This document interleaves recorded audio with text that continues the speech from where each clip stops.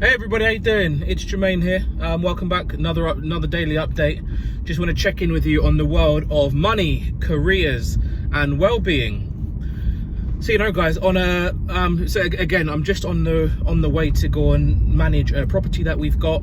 So you can see when it comes to money, this whole thing always on the mind, and it's something that you got to kind of keep putting that work into. You got to have your investments. You got to spend your time to make them grow. And of course it means that even in the evenings, even once you've got to have multiple streams of income. So where I've got my 9 to 5 money, I've got my money that I need to kind of look after after 5 o'clock, and then of course you've got your passive money that flows in different ways as well. This is really important way to understand wealth building.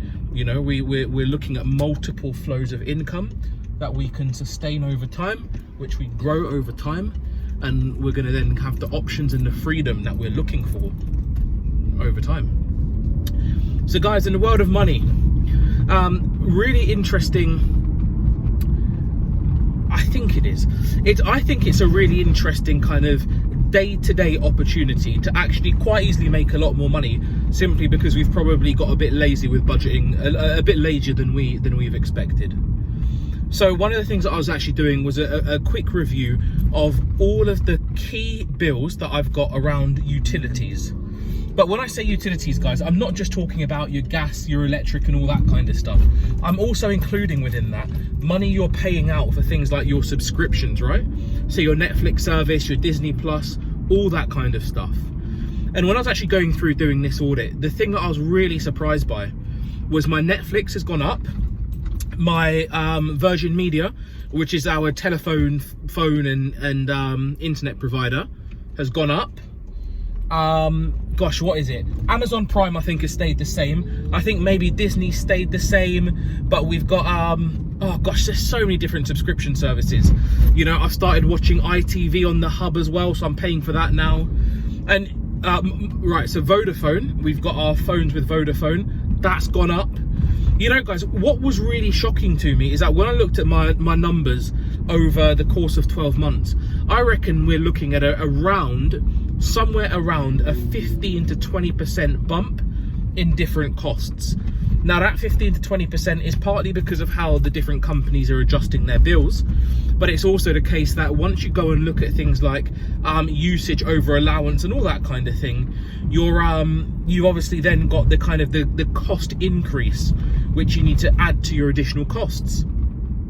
When you then start, they say extrapolate it, right? So when you look at your numbers over a long enough period of time, for me, what's surprising is I've taken on more credit. I say credit, I've taken on more discretionary expense, and I'm paying a lot more for what I've got. So if you think it's that double whammy of take on more and you're paying more for everything you previously had and for what you've taken on, I reckon this is costing me somewhere in the thousands, not multiple thousands. I think certainly north of $1,000 though. And when you kind of look at sometimes how difficult it can be to actually save £1,000, well, it sets this off in a different context, right? So normally you'd look and say it might be difficult to just save £1,000 under normal circumstances, whereas here I'm telling you I think I'm probably wasting £1,000 on my day-to-day stuff. It's mad. And so that for me is, on the money front, guys, is a really important lesson, because when I think about actually how you look at discretionary expense, how you reduce it, and then how you use that reduced expense to then, for example, go and invest your money, it's exactly how I manage property. It's pretty much how I also manage the rest of my other investments as well, my financial investments, frankly, because I'm looking for ways to make savings in one area so I can channel the savings into somewhere else. So I should really have that same logic for my domestic expense. So that's one important one. And this point, guys, it sits separate to anything you might believe about budgeting, because you'll have a lot of people who argue that budgeting's difficult, budgeting doesn't work, all this kind of stuff. Look, typically those are people who don't have much money, frankly. I think when you're on that journey to try and really build something up, it's not the case that budgeting doesn't work. It's the way you budget it's actually a lot stricter. You chop a lot of unnecessary stuff out and you rechannel your money into areas that are going to make are going to build and create something for you. It's a very important lesson in wealth building. It's a very important lesson, particularly when you're starting out, because you've got to build a foundation, and you've got to build habits that are going to support you later on through your journey. And it's a key one that even as long in the tooth as we are, and as many years through as we are, it's one that I'm definitely going to have to come back to now, because I think we've got a bit lazy. I think I've probably gone and indulged a little bit too much during the whole lockdown thing, and so I think I need to tighten up my money again. That's the money front. On the careers front, and I'm saying careers, but really this is just about kind of personal effectiveness in your business. So it can be your business as a CEO, or it can be your business if you're an employee. You know, I'm both a CEO and an employee, and so but this thing is still useful for me. It's the importance of what we call storytelling. So when you're doing a presentation, right, we've all been there, we've seen, we can get bamboozled with all different kind of slides and numbers and statistics and all this kind of stuff. Quite often it comes across as boring, very difficult to really follow what's going on, and it doesn't actually have much impact, so you don't necessarily get very far. I've been reading a great book about the basics of business storytelling, and I think they're just a really simple structure that's really emerging, where you can basically give a couple of key bits of contextual information about whatever topic you're talking about. It could be absolutely anything. So if it's sports, you can talk about the nature of the league you're looking at and the teams that sit within it.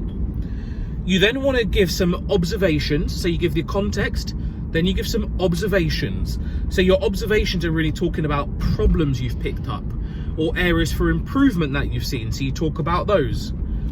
You get your context, you get your observations, and then you get your, it's like a vision, right? So your vision is how you see the future of whatever it is you're looking at playing out.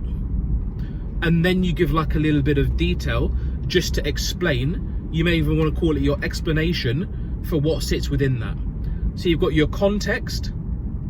I've forgotten my own. Oh, you've got your observations. So you've got your context, you've got your observations, you've got your vision, you've got your explanation. So that's what you see within the vision. And then just for the sake of trying to put together some kind of acronym, let's say you've got your resolution, an R, yeah? And in your resolution, you kind of talk about what you think should be done next in order to kind of try and move you towards that solution.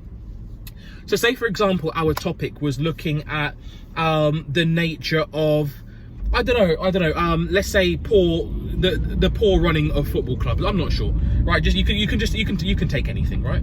Say it's the poor running of football clubs. You've got your context where you're going to talk about the football clubs themselves. You've got your observations where you're talking about the basic info that makes you think football clubs are being poorly run. You've got your vision, which is for, let's just say something like a fan-controlled group that sit alongside these football clubs to help with the running of them, which would include, for example, giving feedback on how the running is currently being conducted. You've got your explanation of how those fan groups would work. So that could include their structure, their makeup, how often they'd meet, what their responsibilities are, all that kind of stuff. And then you've got your resolution. So you can explain how all the steps you think need to be taken to make that fan group come into existence. So that may mean consultation with the players, consultation with the other owners. It may mean putting out like a tender to the fans and looking and saying, are you interested?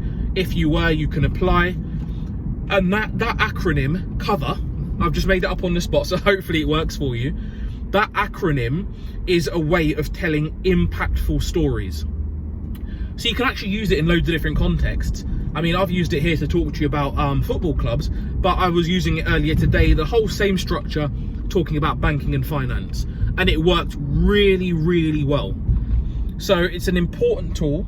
The importance of business storytelling is something that you're not very often just taught as you go through your work, definitely not. But it's something that I think it makes a difference, particularly at the more senior levels. Because at the more senior level, you've got a bit less time to make a bigger impact. And so it's just one for you to think about. If you're a practitioner, definitely think about your storytelling skills. All right, guys. So then, just lastly, on the whole well-being front. So a concept that I've been reading about a lot recently, I think it could really help you, is the one of mindful breathing. So this concept basically looks and says, just sometimes when we run through our day-to-day and we're kind of we're just running through and just getting kind of involved in the trials and tribulations of life, we don't necessarily focus lots of attention on how we are breathing.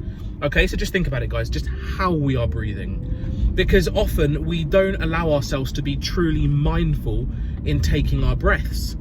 The idea is that we just actually don't really take enough time to stop, breathe deeply, and breathe with a clear mind. Okay, so it's stopping normal activity, breathing deeply, and breathing with a clear mind. A really good exercise, if you're feeling kind of stressed, tensed, any of that kind of stuff, is to give yourself some time where you commit to taking 3 to 5 mindful breaths.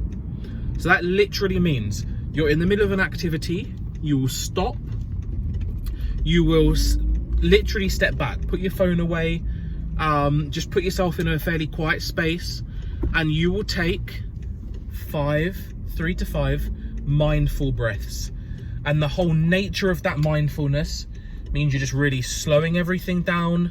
You are not letting any other elements, aspects of the world in, but you are simply breathing, and you are focused on the depth of your breath. Slow the pace down, and you're making sure that you can really just kind of absorb the environment around you.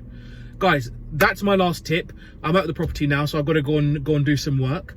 But guys, hopefully you're getting value.